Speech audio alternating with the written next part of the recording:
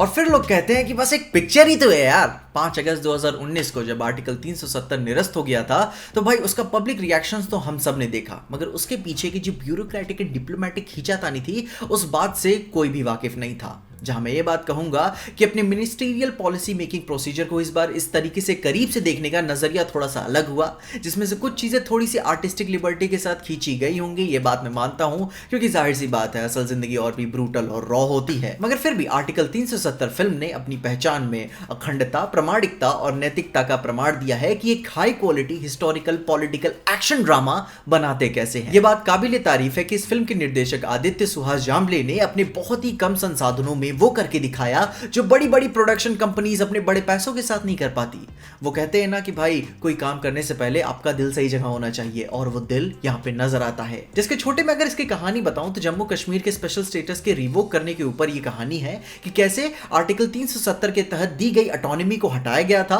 और जिसके बाद यह रीजन भारत द्वारा अब एडमिनिस्टर होता आ रहा है। फिल्म हमें और भी बेहतर तरीके से समझाने के लिए 6 भागों में शुरू होती है कि एक्चुअल कॉन्सेप्ट की शुरुआत कब से हुई थी। 5 अगस्त 2019 से 3 साल पहले 2016 के कुछ extreme unfortunate events take place करने के बाद, जिसके बाद धीरे धीरे कहानी और ब्यूरोक्रेटिक होना शुरू हो गई कि इस प्रॉब्लम को बाहर से नहीं बल्कि अंदर से ठीक करना होगा। क्योंकि it's a really different perspective on article 370 की इंटरनली स्टेट कैसे फंक्शन करता है, पार्लियामेंट्री सिस्टम क्या है, उनका क्या क्या लूप होल निकाला जा सकता है, एंड ये थॉटफुलनेस आपको बहुत इंप्रेस करती है, वो भी जब आप 23 साल के हो। हर छोटी डिटेल, उनका रिसर्च सीक्रेसी कैसे मेंटेन करनी है, क्या क्या सिक्योरिटी मेजर्स लेने की जरूरत है, डीकॉयज, ब्लफ्स एंड उनका फाइनल पोडियम पे पहुंचने से पहले जो तैयारी करना होता है, आपका होमवर्क स्ट्रॉन्ग क्यों होना जरूरी है, वो दिखाता है कि भाई परफॉर्म करने से पहले अपना पूरा असाइनमेंट पूरा करना क्यों जरूरी है। क्योंकि भाई जब दूसरे को रियलाइज होता है ना कि भाई ये तैयार होके यहाँ पे आया है, वो मोमेंट काफी बैड एज होता है। जिसके एग्जीक्यूशन के साथ साथ मूवी के परफॉर्मर्स की भी बात करें तो भाई मूवी का चेहरा है यामी गौतम, जहां उनकी भी बैक स्टोरी दिखाई गई है, एंड में वो भी फाइनली मूव ऑन कर पाती है, where she is the entry point of the movie, जो अनुच्छेद 370 के दर्द को पहली बार हमसे रूबरू कराती है कि एक्चुअली में मीन क्या करता है, एंड फिर उनका हार मान लेना, एंड तक साथ में लगे रहना, और जो अथॉरिटी वो खुद के साथ लेकर आती है ना कि एक गवर्नमेंट प्रोफेशनल को एक्चुअली में होना कैसा चाहिए, वो विशेष रूप से नजर आता है। You take her damn seriously. जिसके साथ आई डोंट थिंक कि मैं बाकी टैलेंट्स, ध्यान देना, टैलेंट्स में कोई कमियां निकाल सकता हूं। Priyamani, Kant Sanjeev, Ashwin Kaul, Arun Govil and specially Kiran Karmakar as home minister. भाई क्या काम किया है बंदे ने, भाई मेरे फेवरेट हो गए। एक डायलॉग था बहुत फेवरेट कि भाई यार अब तो हो गया, करना क्या इसमें, भाई बेस्ट था, बेस्ट ऑफ द बेस्ट, छा गए वो वहां पे, कसम से गले मिलने वाली परफॉर्मेंस की है उन्होंने, मजा आया देख के, फेवरेट है मेरे। जिसमें से एक चीज बहुत खूबसूरत लगती है कि फिल्म ईमानदार नजर आती है। आदित्य धार इस प्रोजेक्ट के साथ पर्सनली इन्वॉल्व थे प्रोडक्शन एंड स्क्रीन प्ले में, तो भाई उनकी फिल्म मेकिंग के एसेंस भी आप पूरी तरीके से देख पाते हो। जिस बारीकी से उन्होंने मिलिट्री को हैंडल किया है, उनके एक्शन सीक्वेंसेस को इतना डिटेल रखा है, और अपने परफॉर्मेंसेस को भी हाईली ट्रेन किया हुआ है कि गन कैसे पकड़ते हैं, सेफ्टी लॉक कैसे खोलते हैं, और जिस तरीके से